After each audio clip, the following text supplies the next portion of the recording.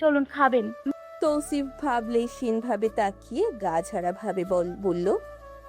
তুমিও যাও। পৌষ হতাশ হলো। এই কেমন মেয়েদের মতো জেদ! তেল না দিয়ে পৌষ বেরিয়ে গেল। তৌসিফ হতবাক হলো। বউ কি তাকে পাত্তা দিল না? এটা কিছু হলো? পাত্তা পেতে তখন মরিয়া তৌসিফ তালুকদার ঠিকই তখন তার ছটফট করা হৃদয় শান্ত হলো। খাবার হাতে পৌষ এসেছে। টেবিলে বসে তৌসিফের হাত ধরে বসালো তাকে। মেখে মুখে তুলে দিল তো গিলল তৌসিফ। পৌষ হতাশ, খুবই হতাশ। জামাই পেয়েছে একখানা, পুরাই চমলক্য। খাওয়া শেষ হতে নিজে খেয়ে রুমে এলো পৌষ। তৌসিফ আধশোয়া হয়ে বসা বিছানায়। পৌষ চুপচাপ গিয়ে তার পাশে বসলো। লাইট অফ করে তৌসিফের পাশে শুতেই হঠাৎ টের পেল ওর পা দুটো কারো শক্ত পা দ্বারা বদ্ধ। মৃদু শ্বাস ফেললো পৌষ। তৌসিফ গম্ভীর কণ্ঠে আদেশ করলো, বুকে এসো। পৌষ মাথাটা বুকে রাখতেই তৌসিফ আচমকা বোম ফাটালো। কাল সোহার বিয়ে, মেহেদির সাথে পারিবারিকভাবেই আপাতত দিয়ে সেরে তুলে দেব কাল। বাকরুদ্ধ, হতবাক, বিস্মিত পৌষ। আচমকা খুশি সে এতটাই হলো যে কথা বলার ভাষাই পেল না।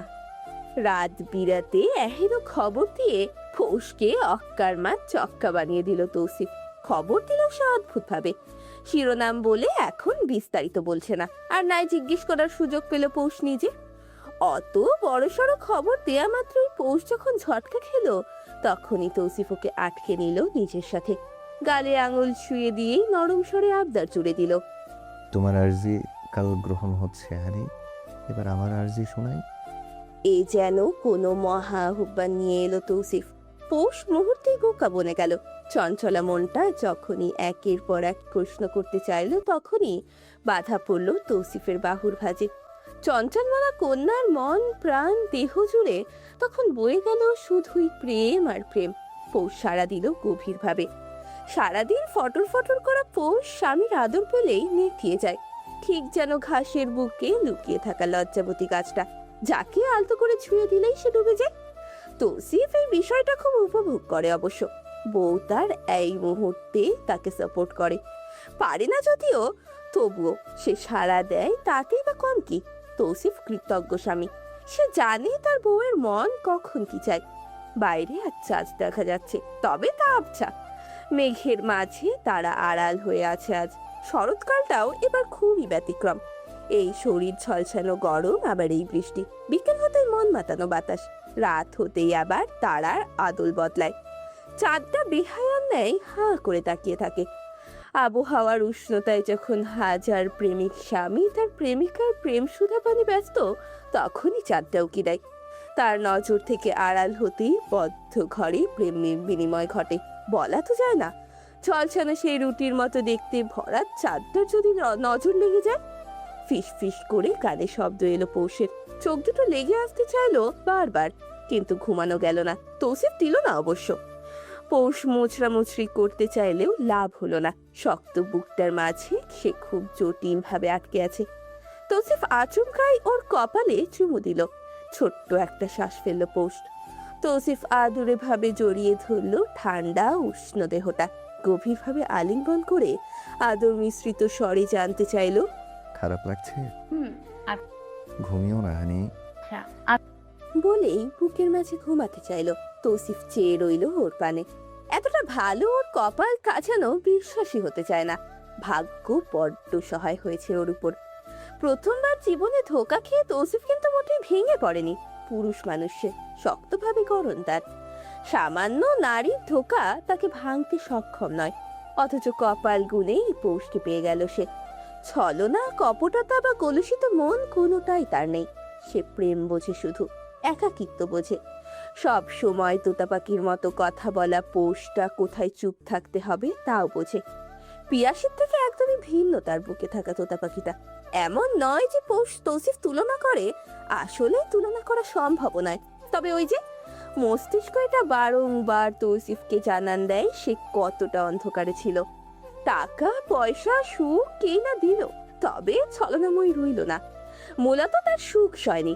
তৌসিফ তাচ্ছিল্যের সাথে বলে উঠল, কুকুরের পেটে ঘি হয় না। আধা ঘুমে থাকা পৌষের কানে ঢুকলো না কথাটা। ঘুমটা যেন ফুস করে উড়ে গেল। টেনে কোনো মতে চোখ খুলে বলল, আমি ঘুমাইনি, জেগে আছি, কি করব? আচমকা কথায় তৌসিফ ভ্রু কুচকায়, মস্তিষ্ক ধরতে পারে না হঠাৎ কি হলো। যখনই বুঝলো পৌষের কথা তড়িঘড়ি করে ওর মাথায় হাত বুলিয়ে বলতে লাগলো, তোমাকে বলি রে আমি honey, I was just recall something related to you. ও, ছোট্ট একটা উত্তর দিল পৌষ, যা সন্তুষ্ট করতে পারলো না তৌসিফকে। ভেতরে আচমকায় খারাপ চিন্তা এলো, ভুল বুঝলো কি ওর পৌষকে। পৌষ উঠতে চাইলেই তৌসিফ পেছন থেকে ধরে। পৌষ আস্তে করে বলল, পানি খাবো। আমি দিচ্ছি। পাশ থেকে এক গ্লাস পানি ঢেলে দিতেই তৌসিফ জিজ্ঞেস করলো। ক্ষুধা লেগেছে? পৌষ উত্তর দেওয়ার আগেই তৌসিফ লাইট জ্বালালো। অমনি হলদেটে আলোয় জল করে উঠল চারপাশ। চারপাশের সাদা এবং সোনালী রঙের দেয়ালটায় আভিজাত্য ফুটে উঠল। পৌষ এক পলক তাকিয়ে বলল, উঠবো। তৌসিফ সময় গড়াতে দিল না, ঝট করেই বউটাকে কোলে তুলে নিল। কপালের মাঝখানে গভীর মিষ্টি একটা চুমু দিয়ে বলল, একটা খারাপ মানুষের কথা মনে পড়েছিল, তাই কথাটা মুখ দিয়ে বের হলো। এখন বলো, তোমার মনটা খারাপ দেখাচ্ছে কেন? আদর কম পড়লো নাকি? পৌষ মুখটা প্যাঁচার মতো করলো। তৌসিফ গলাটা জড়িয়ে ধরলো আচমকা। তৌসিফ বউকে শক্ত করে ধরে আছে। আচমকায় তীব্র ব্যথায় কুকড়ে উঠল ও। পৌষ গলা থেকে মুখটা সরিয়ে নিয়ে পুনরায় চুমু দিল জখম করা স্থানে। এক পাটি দাঁত বের করে হেসে আদর মিশিয়ে জিজ্ঞেস করলো, খারাপ লাগছে জামাই? চালাক তৌসিফ মুহূর্তে ধরে ফেললো কাহিনী। পৌষের গলায় নজর দিতেই দেখলো লাল লাল ছোপ ছোপ দাগ। বউটাকে আদর্শে মন প্রাণ খুনেই করে সর্বদা, তাই বলে বউটা কি সুন্দর প্রতিশোধ নিল। তৌসিফ বিনিময়ে পৌষকে বুকে টেনে ওয়াশরুমে ঢুকতে বলল, না তো, খারাপ লাগছে না। তাহলে আরেকটা দিই। অসহায় চোখে তাকিয়ে বলল পৌষ। তৌসিফ ওর নাকটায় একটা চুমু দিয়ে বলল, একটা কেন, 100টা দাও, আমি তো পুরোটাই তোমার, একদম আপ টু। পৌষ লজ্জা পেল বটে। বেহায়া লোক লজ্জা দিল পৌষকে। পৌষ ওর গলাটা জড়িয়ে ধরলো। পানির শব্দ শোনা গেল বাহিরে গেলে, তার সাথে শোনা যাচ্ছে তৌসিফের পুরুষ শব্দে করা গুনগুন, যা ইহকালের একমাত্র শ্রোতা পৌষরাত হক তালুকদার। দুটো হাঁচি দিয়ে থামলো পৌষ। রাত এখন প্রায় 12টার উপর। চুলের তোয়ালেটা খুলে মাথা মুছে নিল পৌষ। তৌসিফ এখনো আসছে না দেখে বাইরে বেরোলো পৌষ। কিচেনে শুধুমাত্র একটা ট্রাউজার পরা তৌসিফ। নাভির নিচে থাকা ট্রাউজারটার দড়ি দুটো ঝুলে আছে। পেছন থেকে বড়ই সুন্দর দেখালো তাকে। হাতের মাসলগুলো ফুলে ফেপে উঠেছে। নজর কাড়া চওড়া কাঁধ, সুন্দর পুরুষ। তো পৌষের মনটা আন্দোলিত হলো। ভুলে কয়ে একখানা জামাই তার। মনটা মাঝে মধ্যে চায় বয়সে বড় এই জামাইটার কাঁধে ঝুলে থাকতে সর্বদা, এতে মানুষ তাকে বাদর বললেও সমস্যা নেই। আবার মাঝে মধ্যে মনটা চায় তৌসিফকে নিচের কোলে বসিয়ে রাখতে আর বলতে,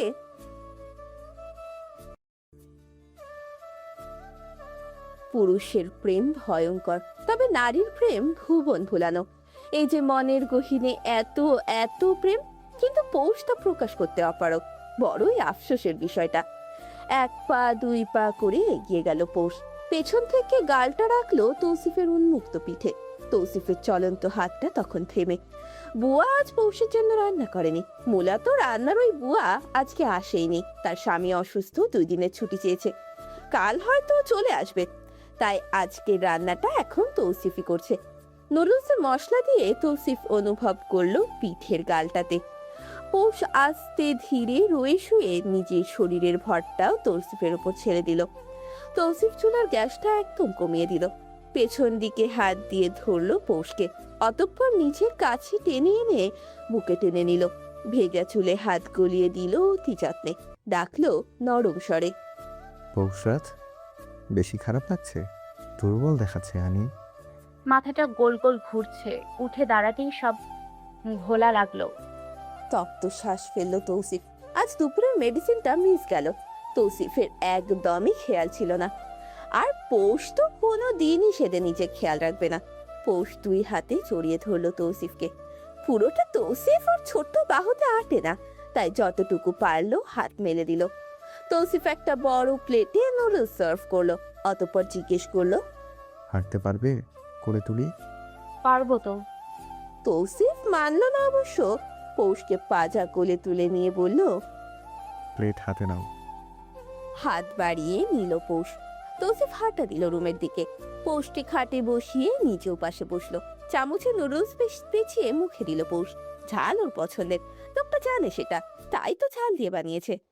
তৌসিফের রান্নার হাত বেশ ভালো। পরবর্তী চামচটা তৌসিফের সামনে দিতেই তৌসিফ মুখ খুলে খেয়ে নিল। খেতে খেতেই বলল, তোমার সাথে থাকতে থাকতে অভ্যাস আবারও না হয়ে যায় হানি। হলে হবে। আমার বডি নষ্ট হয়ে যাবে তো। হোক তাতে কি? কাকে সস করবেন আপনি? হ্যাঁ, কাকে দেখাবেন এই পেটানো শরীরটা? কি কথা বলুন, বলেন না কেন? নিশ্চিত আপনার মধ্যেই সমস্যা আছে, না হলে মেয়ে মানুষ আপনাকে দেখলেই কেন ইটিস পিটিস করতে চাইবে? তৌসিফ অবাক হলো। ও কি বললো আর পৌষ কি বুঝলো? রাগে গপা গপ গিলছে নুডলস। তৌসিফ ভাবলো ওকে হয়তো আর দেবে না, কিন্তু না, বউয়ের তার মন ভীষণ বড়, তাই তো রাগ করেও তার মুখের সামনে দিল। তৌসিফ খেতে খেতে বলল, বডিটা তো তোমার জন্যই ঠিক রাখি। চকিত দৃষ্টি ফেলে তাকালো পৌষ। সন্দেহের চোখে তাকিয়ে জিজ্ঞেস করলো, মানে কি বলেই সুরুত করে নুডলস টেনে নিল। ইস, তৌসিফ এহেন শব্দ করতেই পৌষ না বুঝে জিজ্ঞেস করলো, হলো? নুডলসে খেয়ে নিলে? ও। আমি নিতাম। ছোট ছোট চোখে তাকিয়ে পৌষ। তৌসিফ চামচে নুডলস তুলে পৌষের মুখে দিল, অতঃপর ওখান থেকে নিজেও একটা নিল। পৌষ এই কাহিনী সিনেমায় দেখেছে, বাস্তবে অভিজ্ঞতা যে এতটা সুন্দর হবে তা ওর জানার বাইরে ছিল। টুপ করে ওর ঠোঁটে চুমু দিয়ে তৌসিফ বলল, মেডিসিন খাবে কাল দুপুরে। আমি ব্যস্ত থাকলেও খেয়ে নিও। আর হ্যাঁ, তোমার ড্রেস কাল সকালে চলে আসবে। আপনি না বললেন বাসাই হবে? হবে তো। তাহলে আবার এসবের কি দরকার? 100 বার দরকার। আমার বউ সব চাইতে বেশি সুন্দর লাগবে।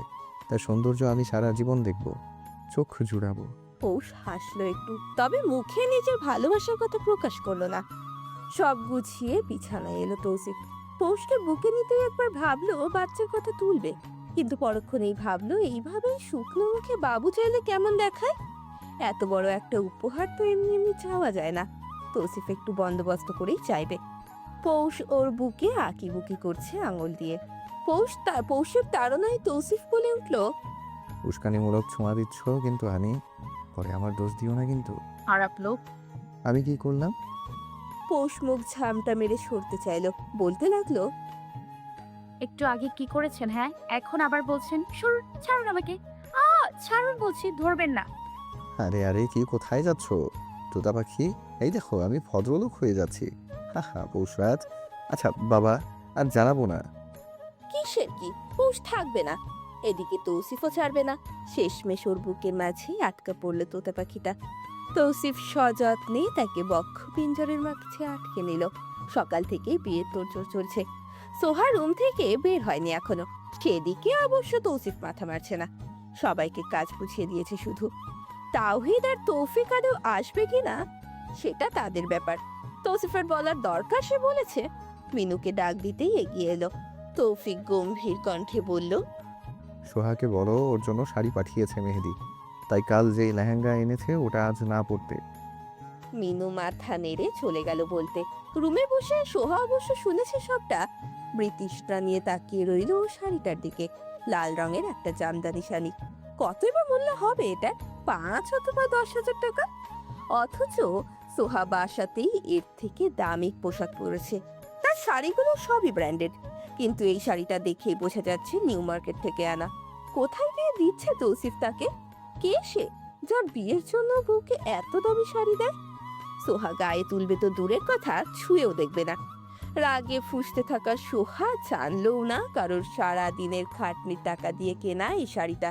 হুট করে বিয়েতে এর থেকে দামি কিছু কেনার সামর্থ্য তার নেই। তার খুব শখের কিছু বিক্রি করে এই শাড়িটা সে কিনেছে। না হয় মাসের শেষের দিকে একজন চাকুরিজীবী কোথায় পাবে টাকা?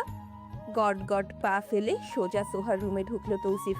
এখনো রেডি হওয়ার সময় সে পায়নি। সোহার পরনে নিজের কিনে আনা দামি লেহেঙ্গা। তৌসিফ শুরুতেই ধমকে উঠল, বলেছিলাম না শাড়ি পরতে? মিনু বলেছে না মেহেদিরা চলে আসবে যে কোনো সময়।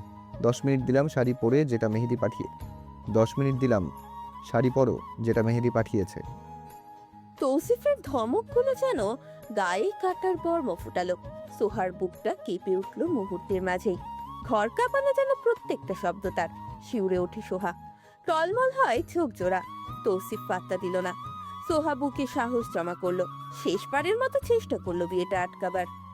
মানে সেটাই যেটা বললাম, আমি তৌসিফের মুখের কথার উপর দিয়ে টপকে কোনো কাজ করলে ছুঁড়ে ফেলে দিতে সেকেন্ড সময়ও নিব না। হয় আজ মেহেদিকে ভদ্রমতো বিয়ে, নয়তো আমার বাড়ি থেকে আউট। আর হ্যাঁ, যেই ড্রেসের বড়াই করছো সেটার উপযুক্ত কিনা ভেবে দেখো। আমি ঠাঁই না দিলে আজ কোথায় থাকতে ভেবেছো? সদরঘাটে গার্মেন্টসের চাকরি করে খেতে হতো, তখন এত তুলু তুলু ভাব থাকতো না। নীল দুনিয়া থেকে বের হও, কার টাকায় পা মাটিতে রাখো না, ভেবে দেখো। কাঠখোট্টা গলায় কথাগুলো বলেই বেরিয়ে গেল তৌসিফ। মেজাজটা যেন খারাপ হয়ে গেল ওর। মনে মনে বিশ্রিয়া গালি দিতেও যেন ভুললো না। প্যান্টের পকেটে হাত দিতেই দেখলো সিগারেটের প্যাকেটটা সেখানে নেই। এবার বেজায় বিরক্ত তৌসিফ। মুখটায় যেন বিতৃষ্ণা লাগছে তার। একটা শুকটান এখন দিতেই হবে। ধূপধাপ পা ফেলে রুমে ঢুকেই ড্রয়ার হাতড়ে প্যাকেট নিল। লাইটার দিয়ে জ্বালিয়ে মুখে গুজেই লম্বা এক টান দিল। মুহূর্তেই নাক মুখ দিয়ে গলগলিয়ে ধোঁয়া বের হলো। সবাইকে কাজ বুঝিয়ে দেওয়া হয়েছে, কাজীও শীঘ্রই চলে আসবে। মেহাদিরা আসলেই তৌসিফ আগে বিয়েটা পড়াবে। খাওয়া দাওয়া হাল হাকিকত জিজ্ঞেস করার বহুত সময় আছে। মাথাটা এলিয়ে দিল তৌসিফ। সাইড থেকে চিনচিন করছে, তবে তা খুবই অল্প। হঠাৎ কারোর কাশির শব্দ পেয়ে হাতে থাকা সিগারেটটার দিকে তাকালো তৌসিফ। খেয়াল করলো কাশতে কাশতে ওর দিকে তেড়ে আসছে পোষ। পরনে পাকিস্তানি আগ্গারারা। উল্টে পড়বে নাকি উষ্টা খাবে সেই খেয়াল আপাতত তার নেই। তৌসিফ মাথাটা তুলে কোনো মতে শুধু বলল, উষ্টা খাবে তো হানি। কথাটা বলেই যেন আরো খেপালে সে তার হানিকে। এক ঝটকায় তৌসিফের কিছুটা উপরে উঠে এলো পৌষ। ঝাঝালো গলায় বলে উঠল, আমি উস্টা খেয়ে বুস্টা হয়ে যাই, এরপর বুস্টা হয়েই চাঁদের দেশে চলে যাই। সেখানে গিয়ে কাঁথা বানাই, সেই কাঁথা ফিক্কে ফিক্কে পৃথিবীবাসীকে পাঠাই। তাতে আপনার কি? হ্যাঁ, তৌসিফ যে না চাইতেই সুনামি ডেকেছে তাও খুব সহজেই বুঝে গেল। এলোমেলো চুলে বউটাকে ঠাকুরমার বুড়ির ডাইনির মতো লাগছে। এই কথা অবশ্য বলা যাবে না, বললেই জাহাপানার হুকুম তামিল করে গর্দান যাবে। তৌসিফ আবার কচিতে কচিতে বউকে সালাম দিয়ে চলে।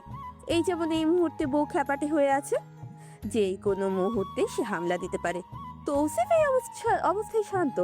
সংসার সুন্দর করার এক মুখ্য হাতিয়ার হলো চুপ থাকা। একজন আগুন তো অন্যজন পানি। আগুন কখনো আগুন নেভায় না, আবার পানিও পানিতে কোনো উদ্দীপনা সৃষ্টি করে না। তারা একদমই নিটল। তাই তো হতে হবে বিপরীতমুখী। তৌসিফ আপাতত পানির ভূমিকায় আছে, কারণ বউ আছে আগুনের ভূমিকায়। এর অবশ্য কারণ যথাযথ। সিগারেট খাওয়া পছন্দ করে না পৌষ, মেয়েটার কাশি উঠে যায়। তৌসিফও ততটা খায় না যদিও আপাতত, তবে মুখের তৃষ্ণা অথবা বহু পুরাতন অভ্যাস যাই হোক না কেন সেটা নিবারক হিসেবে খুব মাঝে মধ্যে শুকটান দেয়া হয়। পৌষ যে এত তাড়াতাড়ি বেরিয়ে আসবে তা কি জানতো নাকি সে? জানলে বুঝি নিজের বউকে চাঁদ দিয়ে কাঁথা বানানোর মতো কাজে লিপ্ত হওয়ার মতো দুঃখ তৌসিফ দেয়? মোটেই দিত না। হঠাৎই হাতে টান পড়লো। তৌসিফ দেখলো পৌষ ওর হাত ধরে টানছে সিগারেট নিতে। মুখ খুলে তৌসিফ শুধু জিজ্ঞেস করলো, হ্যাঁ, এটা টানছো কেন? ফেলছি তো। ফেলবেন কেন? আমি খাবো, দিন আমাকে, এখনই দিন, আমিও খাই। দেখি কি এমন আছে যা আপনাকে টানে, কোন সুখ আছে এটাতে যা আপনাকে এটা ছাড়তে দেয় না, কি এমন মধু আছে এটাতে, বলুন আমাকে, দিন, আমিও খাবো, দেখবো আজ। মুখে বলতে বলতে সমান তালে টানছে পৌষ। তৌসিফ জানে বউ তার কিছুটা তার ছেঁড়া, তাই তো ছট করে আগে সিগারেট টানে ভালো। এক হাতে পৌষকে আটকে রেখে অন্য হাতে সিগারেট ফেলে দিয়ে আস্তে করে বলল, আচ্ছা রে বাবা, আর খাবো না। আমি কেন আপনার বাবা হব? বউ লাগি, বউ, বযোগ ও, বুঝেছে? বুঝেছি, সিগারেট খাবো। দেয়া যাবে না। কেন? হৃৎপিণ্ডে হামলা দিবে। ও তাই নাকি? আহা, ইহা কিতা বলিলেন আপনি? ওমা, এত, ওমা, এই তো আজ প্রথমবার শুনলাম, কি আশ্চর্য! আমি তো বিস্মিত হয়ে গেলাম। এই ধরুন আমাকে, এই কথা শোনার আগে আমি মরে গেলাম না কেন? সিগারেট হৃৎপিণ্ডে হামলা দেয়? কি অবাক করা কথা! হাই বাবা! এমন বিশ্রীভাবে যে পৌষ ভাঙাবে তা খসমিন কালেও ভাবেনি তৌসিফ। মুখটাকে চারট্যামড়া করে ব্যঙ্গ করে যাচ্ছে পৌষ। কটূক্তিগুলো খুব সহজে হজম করে চুপ করে তৌসিফ হাত বাড়ালো। পৌষের চুলে হাত দিতে নিলেই তড়ক করে সরে দাঁড়ালো পৌষ। একদম শতান হয়ে দাঁড়িয়ে পাংশুতে মুখ করে বলল, আজ আমার ধারে কাছে আসবেন না আপনি। যেদিন এই সিগারেট ছাড়তে পারবেন সেদিন আসবেন। তৌসিফ উঠে দাঁড়ালো, বেশ ঠান্ডা স্বরেই বলল, আর খাবো না। এই কথা আপনি আগেও বলেছেন, কথা রেখেছিলেন। কণ্ঠে কাঁপুনি বোঝা গেল। বেইমান চোখ দুটো ভরে উঠল, ঠোঁট দুটো সমান তালে কেঁপে যাচ্ছে। তারা ভেঙে পড়তে চাইছে, কাঁদতে চাইছে। হয় রাগ, না হয় অভিমান। কোনো এক কারণে এই দশা পৌষ রাতের। সঠিক কারণটা তার জানা নেই। তৌসিফ মনোযোগ দিয়ে দেখল ওকে, অতঃপর একটা হাত ধরে নিল। পৌষ ছটকা দিয়ে সরাতে চাইলেও সরালো না। ও এতটুকু তো বুঝেছে, পুরুষ মানুষ প্রত্যাখ্যান জিনিসটা ততটা পছন্দ করে না। আর সেই পুরুষ যদি হয় তৌসিফ তালুকদার, তাহলে তো কিচ্ছাই খতম। তৌসিফ পৌষের হাতটা নিয়ে স্থান দিল নিজের বুকে, সময় দিয়ে অনুভব করালো তার সিস্টোল ডায়াস্টোল। কিছু পল যেতেই নম্র স্বভাব নিয়ে বলল, কথা দিচ্ছি আর খাবো না। যেই কথা রাখতে পারবেন না সেই কথা নিয়ে কি লাভ? আচ্ছা, মাঝে মধ্যে খাবো। না। সপ্তাহে একটা? না। মাসে? না।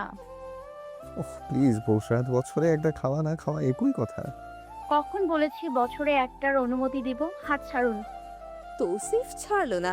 পৌষের কোমর জড়িয়ে নিয়ে কিছু বলতে নিলেই পৌষ ওয়াক ওয়াক শুরু করে উঠল। তৌসিফ কিছু বলা বা করার আগেই পৌষ ওকে ছাড়িয়ে নিয়ে বলল, আপনার মুখে গন্ধ। তৌসিফ এই পর্যায়ে খুবই অসহায় বোধ করলো। কি এক বউ তার, পুরাই পৌষ মাসের মতো। এই বৃষ্টি তো এই গরম। মেহেদিরা পৌঁছালো ঘন্টাখানেক দেরি করে। আসার পথে গাড়ি অ্যাক্সিডেন্ট হয়েছে। যদিও কেউ আহত হয়নি, তবে মুরব্বি ধাঁচের দুইজন বলা বলি করছে, পথে বাধা যেহেতু এসেছে এই বিয়েতে তাহলে না এগোনোই ভালো। মেহেদি অবশ্য পাত্তা দেয়নি, তবে ওর বাবা মার চোখে মুখেও আতঙ্কের ছাপ দেখা দিয়েছে। মেহেদি যেন দেখেও দেখে না। তৌসিফ ভাই তার জন্য অনেক করেছে। আজ যখন তার জন্য কিছু করার পালা এসেছে, তখন মেহেদি পিছিয়ে থাকবে না। তার নিজের তো কোনো পছন্দ নেই, বিয়ে তো সে করবেই। তাহলে তাকেই করুক যাকে তৌসিফ ভাই পছন্দ করে দিল। নিশ্চিত এর মধ্যে ভালো কিছুই আছে। ওরা সবাই ড্রয়িং রুম জুড়ে বসে আছে। তখনই দেখা মিলল তৌসিফের। রুম থেকে বের হচ্ছে সে। পরনে তার সাদা একটা সিম্পল পাঞ্জাবি, তবে হাতের কাজ করা আছে বুকের দিকে এবং হাতে। মুখ ভরা তার দাড়ি, দেখতে চমৎকার দেখালো। অতি সুন্দর একজন পুরুষে। তার কাছে যেন বর বেশি থাকা মেহেদিও ফিকে। মেহেদি যদিও ততটা সাজসজ্জা করেনি, সাধারণ একটা পাঞ্জাবি পরেছে সে। তৌসিফ বের হতেই পেছন পেছন পৌষও বের হলো। কাজ ছাড়া এক গারারা পরে মাথায় হিজাব পরেছে সে। সাজ বলতে শুধু ঠোঁটে একটু লিপস্টিক দিয়েছে। তৌসিফ না করেছে সাজতে, পৌষও মেনে নিয়েছে। তৌসিফ কাজীতে শুরুতেই বলল, বিয়েটা আগে হোক। কাজী মাথা নাড়ালেন। তৌসিফ গম গমে স্বরে বলল, কি মেহেদি, বিয়ে করবে না? তাড়াহুড়ো করে বলে উঠল মেহেদি। তৌসিফ বাঁকা হেসে মিনুকে বলল, সোহাগে আন। মিনিট দুয়েক যেতেই সোহার আগমন ঘটল। সেই কম দামি শাড়িটি তার পরনে। তৌসিফ ফিরেও তাকালো না। মেহেদির পাশে ফাঁকা জায়গাটায় তাকে বসানো হলো। সোহা শক্ত হয়ে রইল যেন। কাজে কবুল বলতে বললেও সোহা যখন চুপ করে রইল, তখন পৌষ এগিয়ে এলো। সোহার পাশে বসে হাতটা ধরল তার। ও জানে এই সময় কেমন লাগে। পৌষেরও তো এমন দিন গিয়েছে। তার পাশে কেউ ছিল না, কেউ না। যারা এতিম তাদের আল্লাহবাদে কেউ নেই। এই যে সোহা, ওরা তো কেউ নেই। পৌষ সব খারাপ কিছু ভুলেই সোহার হাতটা শক্ত করে ধরে, আস্তে করে বলল, কবুল বলে দিন আপু, উনি আপনার জন্য নিশ্চিত খারাপ কাউকে পছন্দ করবেন না। নিজের দায়িত্ব উনি যথাযথভাবেই পালন করবেন। স্মরণমালা পৌষ কথাটা বলতেই সোহা মুখ ফুটে কবুল বলল। ও জানে ওর আগে পিছিয়ে কেউ নেই, এই বিয়েটা ওকে করতেই হবে। সোহা কবুল বলা মাত্রই মেহেন্দিও কবুল বলল। সকলে আলহামদুলিল্লাহ বলতেই তৌসিফ নিজ হাতে সবার আগে জামাই বউ, অতঃপর একে একে সবার মুখ মিষ্টি করালো। তার মুখটা হাসি হাসি। পৌষ চমকালো, খুবই অবাক হলো। লোকটা গিরগিটি, কিভাবে রং বদলালো? এতক্ষণ মুখটা কেমন ভারী ভারী করে রেখেছিল, অথচ এখন যেই না বিয়েটা হলো অমনি সে রং বদলাচ্ছে। বাকিরাও অবশ্য চমকেছে, বিশেষ করে মেহাদির বাবা মা। তারা যেন শো দেখতে এসেছে, বলার বা করার কিছুই নেই। তাদের মতো মধ্যবিত্ত পরিবারে কেন নিজের সৎ বোনের বিয়ে দিচ্ছে তৌসিফ, এর উত্তর তাকে জানা নেই, না জিজ্ঞেস করার সাহস আছে। খাওয়া দাওয়া হতেই সোহাকে বিদায় দেয়া হলো। গলা ছেড়ে কাঁদলো মিনু। সোহা যেন পাথর বনে আছে। ওর সামনে অতি কম দামি একটা গাড়ি, তাও ভাড়া করা। জীবন তার কোথায় মোড় নিল সে জানে না। মিনুকে শুধু বলল, সোহা যেতে নিলেই আচমকা পৌষ এসে তাকে জড়িয়ে ধরলো। সোহা চমকালো, তবে কথা বলল না। পৌষ শুধু বলল, দিয়ে সংসার করো না পা। পৌষ যেভাবে এসেছিল সেভাবেই সরে গেল। তৌসিফ আগ বাড়িয়ে কথা বলেনি। ওদের বিদায়কালটা সাদামাটা ভাবেই হলো।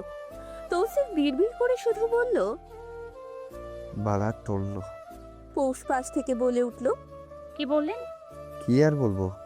তাও ঠিক, মামা তো ভাই না আপনি আমার, আপনার কি বা বলার থাকতে পারে? আকাশে আজ অর্ধ চন্দ্রমার দেখা মিলল। অর্ধ বলাটা অবশ্য ভুল, একদমই ঠিক নয়। কারণ চাঁদটা অর্ধেকের থেকেও যেন কম, মোটা একখানা দাগের মতো। মেঘের আড়াল হওয়া থেকে নিজেকে কোনো মতে বাঁচিয়ে সগর্বে সে তাকিয়ে বেড়াচ্ছে। দুটি ছড়াচ্ছে চারপাশ জুড়ে, যেন তার রূপের ঝলকে ফিকে পড়ে যাচ্ছে সকলে। বড়ই দাপট দেখাচ্ছে আজ চাঁদটা। তৌসিফ দূর আকাশে চাঁদের পানে তাকিয়ে হাসলো বাঁকা ভাবে। তার ছেলের সাথে বলে উঠল, তোর থেকে আমার শ্যামাঙ্গিনী অধিক সুন্দরী। চাঁদটা যেন ব্যঙ্গাত্মক ভাবে তৌসিফকে বলে উঠলো অনেক কিছু, যার শ্রোতা একমাত্র তৌসিফ নিজে। তাই তো একা একাই বলতে লাগলো, তোকে সকলে দেখে, নিজেদের বাসনার নিবারণ করে, কিন্তু আমার চাঁদ শুধু আমার আকাশে ওঠে। সে বিলুপ্তও আমার আকাশেই হয়। শরৎ বাতাস চারদিকে। এই সময়টাতে ঠান্ডাও লাগছে বেশ।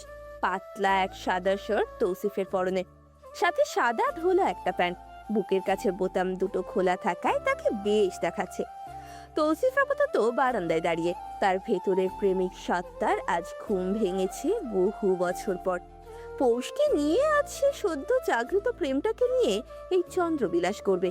শব্দ হতেই তৌসিফ বুঝলো পৌষ বেরিয়েছে। হাত মুখ ধুয়ে একদম ফ্রেশ হয়ে এসেছে ও। চুলগুলো একত্রিত করে ঢোলা করে ঝুটি করে পিঠে দিয়ে রাখলো। বিছানায় রাখা সাদা ওড়নাটা মাথায় দিয়ে এদিক ওদিক তাকালো। তৌসিফ বাহিরে থেকেই তো অবলোকন করে হাসলো মৃদু। কাকে খুঁজছে তার তোতা পাখি? নিশ্চিত তৌসিফকে। উত্তরটা যেন তৌসিফের মস্তিষ্ক খুব ছটপট করে দিল। পৌষ ডাক দিল, আপনি কি বারান্দায়? জবাব এলো না। পৌষের রাগ হলো, এই ব্যাটা হয়েছে এক খাটাস। এই যে পৌষ তখন একটু ফোনটা হাতে তুলেছিল কাউকে কল দিত, তৌসিফ কল লাগাতে দিল না।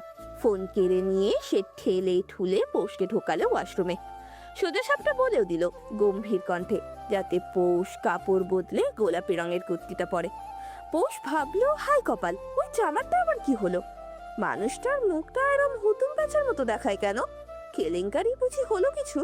কিন্তু কই, এই লোকের বিনা কারণে করা হুমড়ি তুমড়ি সব, এখন পাত্তা নেই। পৌষ এবার বিছানায় পা ঝুলিয়ে বসলো। বিনা কারণেই 1-2 গুনলো 10 পর্যন্ত। অতঃপর জোরে গলা ফাটিয়ে ডাকলো, হাই, আই মামাতো ভাই। কই আপনি? আমার জামাই কই? দেখেছেন তাকে? এই ডাক না হলেও 1 কিলোমিটার দূরত্ব অতিক্রম করেছে। তৌসিফ যেন তড়ি ঘড়ি করে রুমে ঢুকলো। পৌষের ঠোঁটে বিজয়ের হাসি। ও যেন চাইছিলই তৌসিফ এইভাবেই আসুক। মেয়েটা চালাক হয়েছে বটে। তার চালাকি ধরে ফেললো তৌসিফ অতি সহজে। বিড়াল পায়ে এগিয়ে এসে হাত বাড়িয়ে দিল পৌষের পানে। পৌষ বাড়িয়ে দেয়া হাতটার মাঝে নিজের হাতটা ও অনতি বিলম্বে দিয়ে দিল। মুহূর্তে ছোটখাটো হাতটার কবজি আটকা পড়লো খসখসে বড় পাঞ্জার মাঝে। অল্প টান লাগতেই পৌষ উঠে দাঁড়ালো। তৌসিফ হাঁটছে, পৌষ ওর পিছু পিছু পা বাড়াচ্ছে। দরজা পর্যন্ত যেতেই পৌষ জিজ্ঞেস করলো, এই কোথায় যাচ্ছি? বাইরে। হ্যাঁ হ্যাঁ, তা তো জানি, কিন্তু এত রাতে তো? তাতে কি, জামাইয়ের সাথে যাচ্ছ তো? মানে জামাই হলো দ্য মোস্ট এভার রিস্কি জন। যখন তখন এর মতলব খারাপ হয়ে যেতে পারে, ভরসা নেই। তাই নাকি? আবার জিগায়, তৌসিফ ফিরে তাকালো এক পলক, অতঃপর মৃদু হেসে উঠল। পৌষ যেন মরমর করে ভেঙে গেল, একদম গুড়িয়ে গেল। তার শরীর যেন চলাচল বন্ধ করে দিল। লোকটার হাসি